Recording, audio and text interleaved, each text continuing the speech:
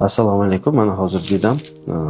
Badiiy operatsiya ukaz. Hozir 19 fevral omadagi ro'zg'or e'tibor kunidagi yak 0,1% гуфтаги дедаги и давление фишор чашмашон 43 то 47 нима буромадаги як чашмашон ду бор приступ глаукома дадаги hozir уже operatsiya shunbar qariyb 1 moh shud.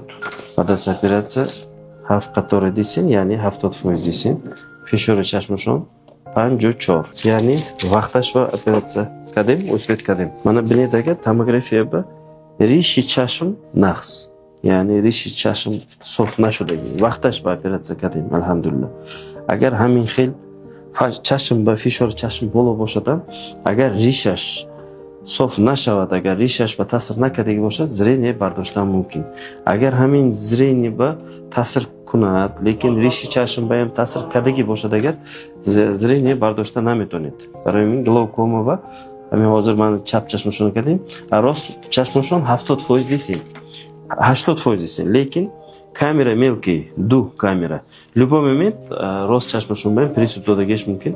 Hamina baroyi давление набромадани gavhari evaz mikunим va hamin kati naqz mish. Chap chashmashon seta operatsiya kadim, dutta glaukoma, yakta katarakta operatsiya, seta operatsiya. Rost chashmashon faqat yakta katarakta xudash mumkin.